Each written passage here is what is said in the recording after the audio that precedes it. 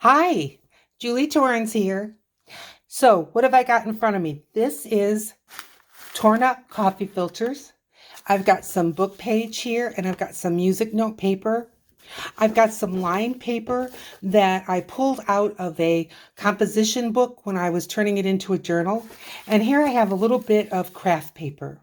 So, we are going to be making some scraps, colorful scraps. I'm just grabbing some scraps right now. If you've watched my last couple of videos, you saw that I did a kind of a bright background, and these types of scraps I used, but I was practically out of them. And that's kind of a good feeling because when you're just about out, then it's like a fresh start, isn't it? Like a fresh canvas. So we are going to be making some papers. So I just have a shoebox here that I use for my sprays, and primarily I'm going to be using sprays. Now I haven't done this in about a year, so that's how long it took me to get through those. I'm starting out with this turquoisey color, vibrant turquoise. Okay, here we go. And we'll kind of, there's my arm, I'm sorry. Kind of keep it in the blue-green family. This one is Dirty Martini. This one might not work. Yeah, okay. I knew one of mine did not want to work. I need to set it aside because I couldn't remember which one it was. This one is black soot. So with a black soot, we don't want to go too nuts. A little bit nuts. Yeah, see, that's what I was hoping for. Just some blops and spots. Good. Yep, I like that. All right, I'm going to give her a stir. Now, one of the things that is different from the time that I did this before is that I had cardstock in there, but I found for the type of collage that I do, sometimes you just have to get in there with your hands. The type of collage that I do, paperweight is better. Now, the tissue paper that I have is really not, hardy enough for this. When I'm done, it's just kind of a soggy mess. So I'm not using it this time. Oh, I don't know what color that one was. I can tell you. It was this one. Let's see. This one is a distressed stain that I poured myself. Faded Jeans. Now, this process is messy. If you told me you only wanted to do this outside, I believe you. But I'm not set up to do this kind of thing outside. I think we've got a good amount of color on these. So I'm going to go in. I've got this. This is a Distress mica stain. It's called Decayed. I think I got it on sale because I think it was like a leftover from Halloween. Well, we don't care about that. So we're just going to get a little of that shimmer on there. And then I've got some drying spaces, and I'm going to set these aside to dry. Be right back. Don't go anywhere. And we'll just tip these out to dry.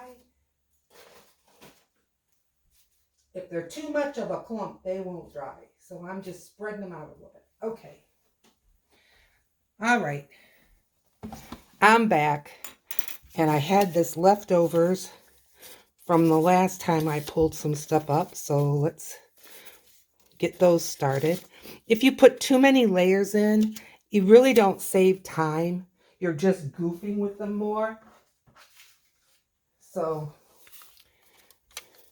and I want a variety of papers and colors. All right. All right, that was kind of a blue-green. Let's go with, this is a purple shade. This one is Laid Back Lilac.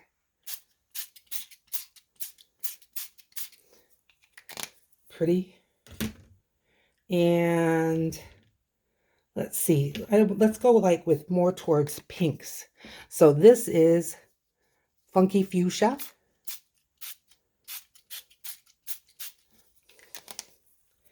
And this one is crushed grape. I'm just giving that 2. And mix them around a bit. So you can see, and I don't mind that not all of them get covered all the way, but I want more color than not. That white that you see here, that's from that composition book. I've done watercolor in that composition book. It's a daily journal of mine, daily art journal. And if it gets too watercolory, it will, the blue of the line starts to run. I just love it. I think it's a really cool effect. All right, another bluish, purplish. And this one is Mermaid Lagoon. It's going to be more bluish, but that's okay. And this is a red, Peony Blush. Peony Blush is getting low, so it needs to be, I need to hold it upright a little bit. All right, let's go back to that black soot. Can I find it quick? Everything looks dark now. I should have set that black soot kind of aside. Well, let's get the mica on. Everything doesn't need to have black soot. This is, again, that mica that is called something like Decayed. All right, I'm going to go throw these on the side.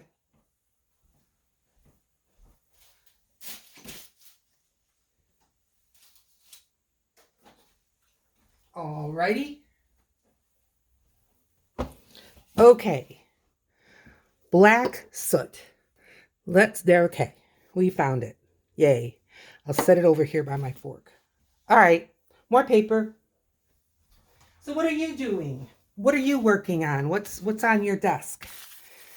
I did get some fantastic responses to what people were working on. It's so exciting. And then, of course, the minute I read what it is, I want to see, and I do want to see. It's very exciting. I just want art to be accessible to anyone who wants to do it. Don't you? We want people to share in the joy that we have. Okay, this is a yellow color. It's Pure Sunshine. It's very low. So I had to tip the box up so that I could tip it up. Isn't that pretty? Okay, let's get, this is already a shimmer, but this is a, what is this one called? I'm looking. I don't know. But I don't know if Tattered Angels is even around anymore. I haven't seen it in a long time. This one usually works. All right, put it over in the, needs its sprayer cleaned. Okay, this one is Lemon Zest. I like that. And I'm going to turn them over.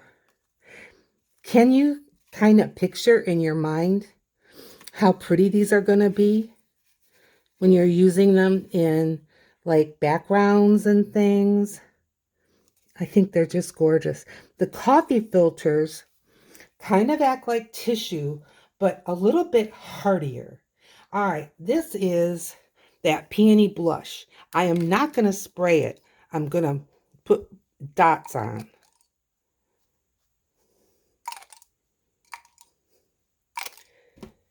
This isn't always the most efficient way to do it, but it's a good way.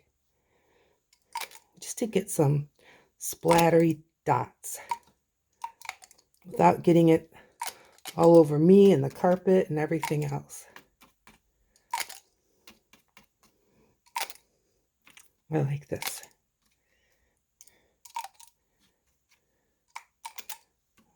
Okay, I like those blotchety blotches. Something else that goes good with yellow, but I want to stay away from the blues and the greens. What are you? Abandoned Coral. We'll just give this a spray. Good. And I don't want to use that. Okay, this white is a mess. It goes on, in, around, everywhere. See, it's coming out the top. It's just so weird. But I love the shimmer results, so we're just gonna put up with it for a minute. There we go. And what are you? This is another shimmer. Oh, look at the shimmer. It's kind of on the purple side. Let's see what this does, if anything. Oh, yeah. Drippity and sprayy, both. Okay. I'm going to go tip these out. Be right back.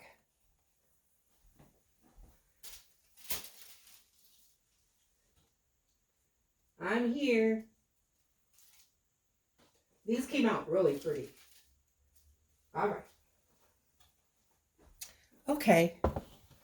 Are you getting the hang of this? Now, this is not my original idea. I first saw this by Louise Heinzel, and it's been at least a year ago. And then I saw Gail Augustinelli, and she did it in her own way. And I do it now in my own way. I haven't seen those two do it again, but maybe they figured everyone's got the hang of it. But you know, there's always new people. And this is just such a fun way to use up scraps. I mean, I can only use so much lined paper in creative ways. This is that coral. Give it a good spray. And this one is Barn Door Red. It came in a bottle that was a dauber, and I just put it, it's a Tim Holtz thing. I just put it in a spray bottle just to make it easier. All right, this is Vintage Photo. You love it and you hate it, you know. Sometimes you get a little sick of it, but when you want it, it does do the job. I'm just going to flip some of these around. Move them around. And what shimmer goes good with those? This one? This one is Fortune Teller. It's kind of a purpley color. It's got a lot of shimmer in it. Oh, it's a big purpley color. But that's okay. Oh, a little more. Okay. And I don't know that I want blue. Let's get the black soot out and see if we can just give it a few blobs. Yeah. Yeah. Okay. Alrighty. Going away. Coming right back. My drying area is getting kind of full.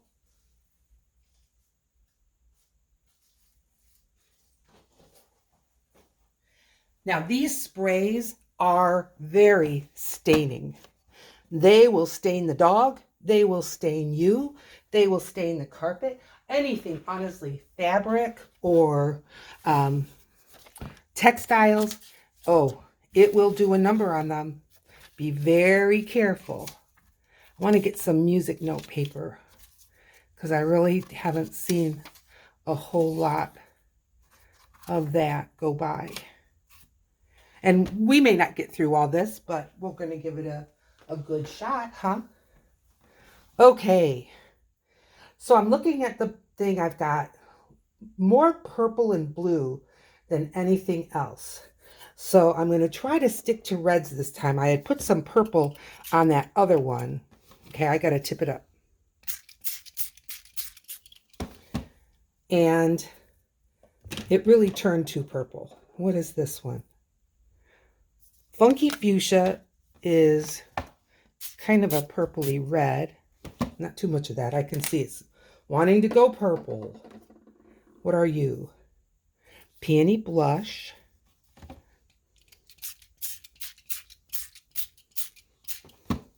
Now that looks red to me. What do you say? We move these around a little bit, turn them around. You don't have to have both sides completely saturated, but sometimes when you grab a piece, it's kind of nice to have a choice of which side that you might want to use. All right. We're not going to get this all purpled up here. So I'm going back to bubblegum pink. Yeah. Where have you been all my life? Good. And now I'm just going to give it some of those black splots. Ooh. Okay. That's very good. I've got some pooling, so I'm going to give it a little tip. Okay. All right. To the drying rack.